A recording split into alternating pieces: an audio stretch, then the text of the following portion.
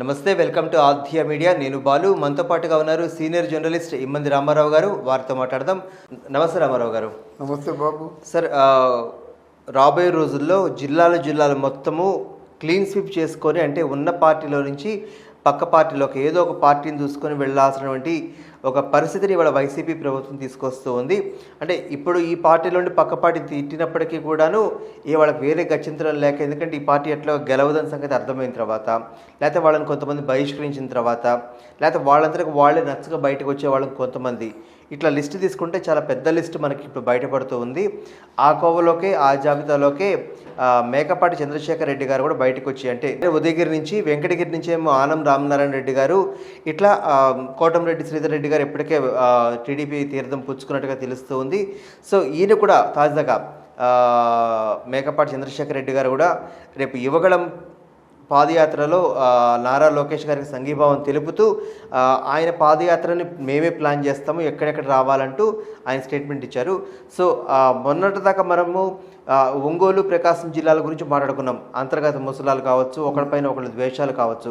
ఇప్పుడు ఆ జిల్లాలు దాటి ఇప్పుడు నెక్స్ట్ దాన్ని సరిహద్దు జిల్లాలైన నెల్లూరుకి సంబంధించి అక్కడ పాకింది. అక్కడ కూడా మొత్తం క్లీన్ స్వీప్ చేసి తుడిచిపెట్టుకునే స్థాయికి ఇప్పుడు వాళ్ళ వైసీపీ పార్టీ వచ్చింది. ఏం చెప్తారు మీరు? ఇప్పుడు వైసీపీ పార్టీ మన ప్రశాంత్ కిషోర్ తాలూకు ఒక సర్వే అన్నది చాలా లైట్గా తీసుకున్నారండి. ఓకే. అంటే ఇందులో సిట్టింగ్ ఎమ్మెల్యేలలో చాలా మంది మీద ఏమో ఒక హోప్ లేదు, వాళ్ళు ఓడిపోతారని ఒక 50 మంది చెప్పారు. అయితే తేలిగ్గా తీసుకున్నాడు. అంటే 150 మందిలో 50 మంది పోతే ఇంకా 100 మంది ఉన్నారా అని ఇట్లాంటి క్యాలిక్యులేషన్లో ఉన్నారు. కానీ గొర్రెలు ఉన్నాయనుకోండి, గొర్రెల్లో 50 గొర్రెలు వెళ్తున్నాయి, 15 గొర్రెలు దిగిపోయాయి. మిగతా ఎన్ని గొర్రెలు ఉంటాయి అంటే అన్ని దిగిపోతాయి. ఆ సంగతి తెలియదు ఎవరికని.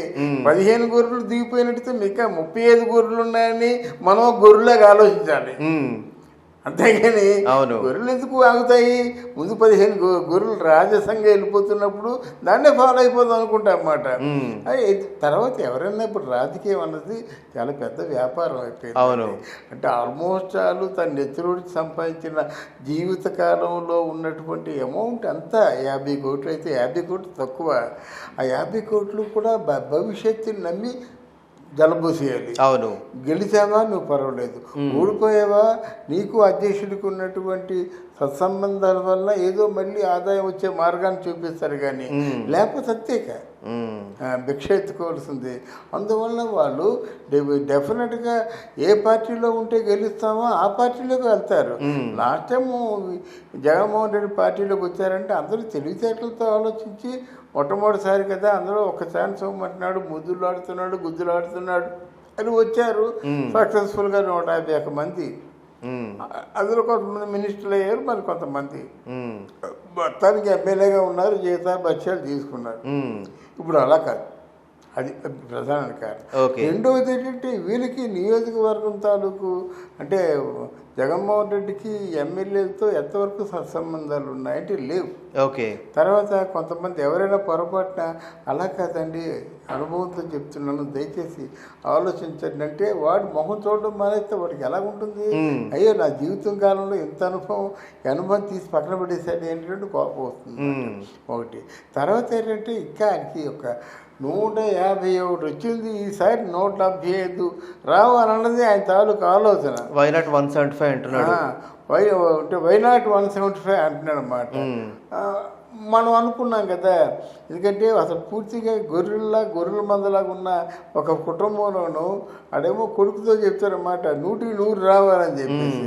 వీడికి ఆయన రావు 100కి 100 ఎలాగొస్తాయంటే అలాగంటే కనీసం పాస్ మార్కులైనా వస్తాయి కదా అనే ఆలోచనతో అన్నాడు అనుకున్నాం మనం.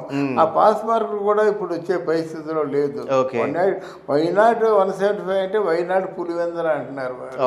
వీళ్ళ ధోరణి వీళ్ళది, వాళ్ళ ధోరణి వాళ్ళది. అయితే ఇక్కడ ఇటు చూసినప్పుడు కూడా తప్పంతా వైఎస్ఆర్ కాంగ్రెస్ పార్టీది ఉందన్నమాట. అయితే ఇక్కడ ప్రతి ఎమ్మెల్యే కావచ్చు చెప్తున్న మాట ఏంటంటే బహిష్కృత ఎమ్మెల్యేలు కావచ్చు లేకపోతే పార్టీలోని ఎమ్మెల్యేలు కావచ్చు జగన్మోహన్ రెడ్డి గారి మీద చెప్తున్న ఒక ఆరోపణ ఏంటంటే ఏకఛత్రాధిపత్యం, మొత్తం వన్ మ్యాన్ షో, మొత్తం మాకు ఒక మనిషిగానే మాకు అక్కడ విలువ లేదు, మా మాటకి విలువ లేదు, సో మేము అక్కడ ఇమడలేక బయటకు వస్తున్నామంటూ కొంతమంది మాట. మరో పక్కన పార్టీలో ఉంటూనే పార్టీ ఏదైనా ఒక నిర్ణయం తీసుకున్న తర్వాత, ఒక స్టాండ్ తీసుకున్న తర్వాత పార్టీలో ఉన్న సభ్యులందరూ దానికి ఏకాభిప్రాయము లేకపోతే ఏకీభవించాల్సిన పరిస్థితి వస్తుంది. కానీ మైలవరం ఎమ్మెల్యే వసంత కృష్ణప్రసాద్ గారు లాంటి వాళ్ళు నేను 3 రాజధానులకి సంఘీభావం తెలపను, అమరావతి రాజధానికి మాత్రమే సంఘీభావం తెలుపుతానంటూ జగన్మోహన్ రెడ్డి గారి నిర్ణయానికి వ్యతిరేకంగా ఆయన ఒక స్టేట్మెంట్. అంటే ఎట్లా చూడాలంటారు? పార్టీలో ఉన్నటువంటి ఎమ్మెల్యేలే భిన్న స్వరాలు మాట్లాడుతున్నారు జగన్మోహన్ రెడ్డి గారి యొక్క పనులకి. అయితే ఎమ్మెల్యేలకి వాళ్ళ ప్రజలు ముఖ్యం అండి. ప్రజలు గెలిపించిన తర్వాత ప్రజలకు ఇష్టం లేని ఎవరో ఏదో చెప్పారని చేసినట్టు రేపు పొద్దున ఇంకో పార్టీలో నిలబడతాడు. ప్రజలు ఎప్పుడైతే మీకు తోడుగా ఉంటారో ఆ పార్టీలో మారవచ్చు, ఏదైనా కావచ్చు. ప్రజలు ఎంతకాలం అంటే వాళ్ళకి ఏదైనా సదుపాయాలు చేసినంతకాలం మిమ్మల్ని ఒక దేవుళ్ళ చూస్తారు, లేదంటే కేవలం ఆయన స్వార్థం చూసుకున్నాడు అంటారు.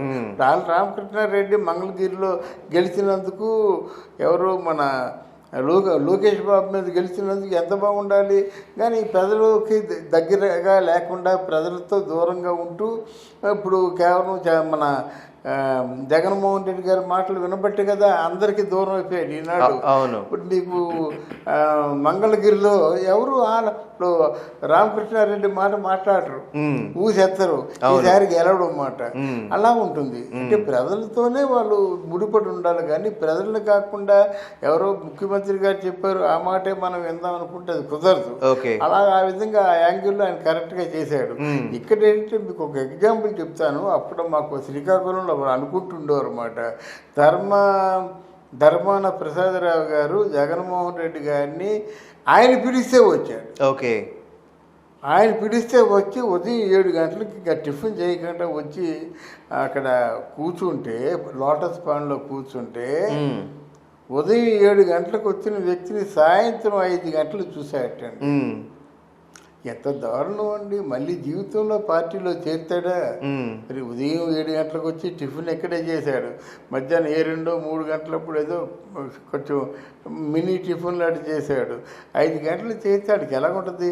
అమ్మ నా కొడుకు ఈ కాస్త ఈ ఎమ్మెల్యే అయిపోయిన చూపిస్తానని అనుకుంటాడు కదా. అలాగ అనుకున్న వాళ్ళు ఎంతోమంది.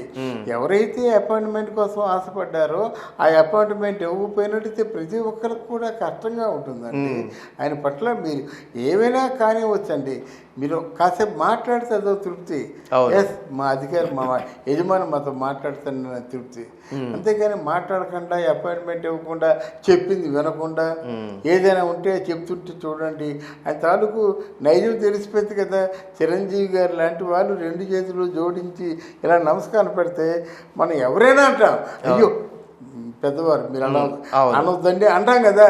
ఆయన 2 చేతులు పెట్టి నమస్కారం చేస్తుంటే పాప అన్నట్టు ఎలా అంటాను అనమాట. అది 2 చేతులు ఇచ్చి నమస్కారం పెట్టావు అన్నట్టుగా. అంటే ఇట్లాంటివన్నీ ఎక్కువైపోయాయి. అంటే ఇక్కడ బహిష్కృత ఎమ్మెల్యేలు కొంతమంది ఆయన నోటి ద్వారానే ఇదిగో కొంతమందికి ఒక 70 మందికి లేకపోతే ఒక 50 మంది ఎమ్మెల్యేలు గెలవరు నాకు సర్వేల ప్రకారం అని చెప్పేసి, కొంతమంది మంత్రులు గెలవరు అని చెప్పి ఆయన నోట్లో నుంచి కొంతమంది ఒక సంఖ్య. సో బహిష్కృత ఎమ్మెల్యేలు, పక్క పార్టీలోకి వెళ్ళేటువంటి ఎమ్మెల్యేలు, వీళ్ళని చూసి మరి కొంతమంది బయటికి వెళ్ళే అవకాశం లేదంటారా? డెఫినెట్గా అండి. వాళ్ళు గెలిపే ముఖ్యం. ఇప్పుడు బయటికి వెళ్ళలేదంటే జగన్మోహన్ రెడ్డి గెలుస్తారనేటువంటి గుడ్డి నమ్మకం ఉందన్నమాట. వాళ్ళు గెలిపే ముఖ్యం. గెలుపు లేకపోతే చచ్చిపోతారు రాజకీయ నాయకులు. అర్థమైందా? వచ్చిన ఇష్టాలు ఉండవు అంటే మీరేంటి మీకు నీతి జాతి అది లేదు.